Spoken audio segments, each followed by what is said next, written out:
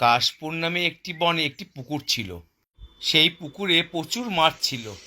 সেখানে বাস করত একটি দুষ্টু কাক। একদিন সকালে কাকটি বলে বসলো, প্রত্যেক দিন পচা পচা খাবার খেয়ে আমার রুচি ধরছে না। অনেক দিন ধরে তো এই পুকুরের মাছ কাটছি, এখন তো আর সেরকম মাছ দেখতে পাই না।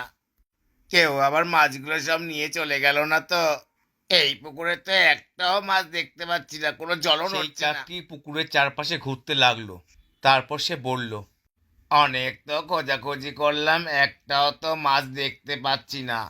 এখানে নিশ্চয়ই কেউ এসেছিল, সব মাছগুলো খেয়ে নিয়েছে।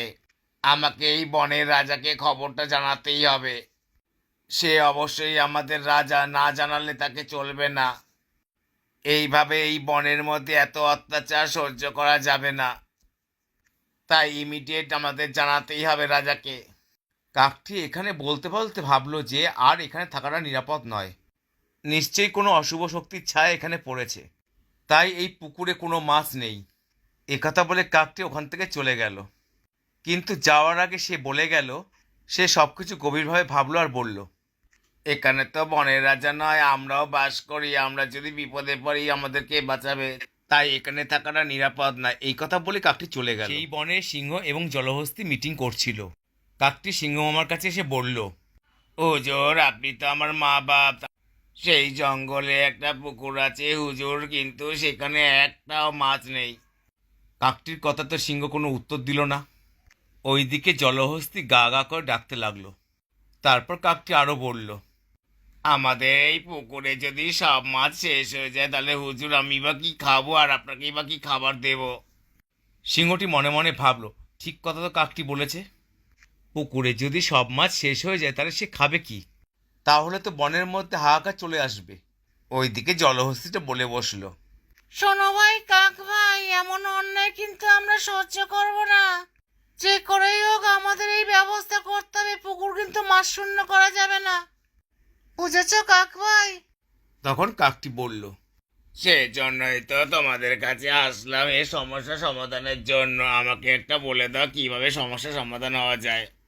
তারপর সিংহটি বলল কাকটিকে, তুই তাহলে সত্যি খবরটা দিলি, ওখানে নিশ্চয়ই কোনো প্রেতাত্মা আছে, নাহলে কোনো কিছু ঘটনা আছে।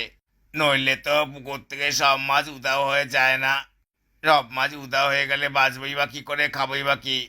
এটা তাহলে আমাকে দেখতে হবে কি করা যায়। সিংহের এই কথায় কাকটি মনে মনে আশ্বাস পেল। সে আবার পিছন দিকে তাকিয়ে দেখল যে সিংহকে সে খবরটি দিতে এসছে। কোনো অশুভ শক্তি তার পিছু পিছু আসেনি তো। তাহলে হুজুর আপনি তাহলে আমাদের জন্য মা বাপ ব্যবস্থা তাহলে করবেন বলছেন? কাকটি এই কথা বলল। সেই জঙ্গলে একটি কাঠবিড়ালি ছিল। কাকটির কথা তার কানেও এলো। কাঠবিড়ালির সাথে নীলবার্ডের খুব ভাব ছিল। কাঠবিড়ালি নীলবার্ডকে বলল, খবরটা পেয়েছো? ওইখানে একটা পুকুরে নাকি মাছ আর পাওয়া যাচ্ছে না। পুকুরটি তো এই আমাদের বন জঙ্গলের পাশেই রয়েছে। সব মাছ যেন উধাও হয়ে গিয়েছে। আমাদের এই বন জঙ্গলে ওই পুকুরের মাছের ওপর সবাই নির্ভর করে বেঁচে থাকে।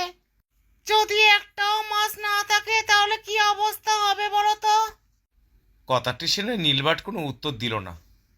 তারপর কাঠবিড়ালি আরও বলল, আমার কাছে খবরটি এসেছে যে কাক নাকি আমাদের রাজা সিংহের কাছে সমস্ত ডিটেলস বলেছে, আর সেখানে তার সেনাপতি জলহস্তিও ছিল। তারপর কাঠবিড়ালি তার রং চেঞ্জ করে বলল, আমি এরকম দুশ্চিন্তায় কোনোদিন পড়িনি, এই প্রথম পড়লাম। আমার মনে হচ্ছে কোনো অশুভ ছায়া এখানে পড়েছে, না হলে এরকম হয় না। আমি তো তোমাকে অনেক কথা বললাম, তাও তো তুমি কোনো উত্তর দিচ্ছ না কেন? বনে যদি খাবার সব শেষ হয়ে যায় তখনও তুমি তো বিপদে পড়বে। আমার মনে হয় রাজার সাথে একবার দেখা করা আমাদের দরকার। এই কথা কাঠবিড়ালিটি পাখিটিকে বলল। একদিন এক ভর দুপুরে কাকটি দেখলো একটি জলহস্তী পুকুর থেকে উঠছে। সে কি তার ভয়ঙ্কর দৃষ্টি! সেই জলহস্তিটি বলছে, আমি হচ্ছি একটা আত্মা, জলহস্তির রূপ ধারণ করে পুকুরে ডুবে ডুবে সব মাছ আমি খেয়ে নি।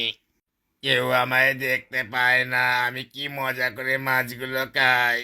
কেউ আমায় ছুতে পারে না। এটাই আমার চরিত্রের বৈশিষ্ট্য। আর কিছুক্ষণ পরে জলে ডুব দিয়ে আমি মাছ খাবো। কি মজা, কি মজা, কি মজা! এই পুকুরে সব মাছ আমি খেয়ে শেষ করে দেব। এই এক কথাই বারবার জলহস্তিটি বলছে। কাকটি জলহস্তিটিকে এভাবে দেখতে পেয়ে সে ভয়ে শিউরে উঠল। সে মনে মনে বলল, একই রে বাবা রে, এতে একটা পেতনি জলহস্তি রূপ ধারণ করে সব পুকুরের মাছ খেয়ে নেয়। এতদিন পর তাহলে পেতনিটা পুকুরটার উপর ভর করলো।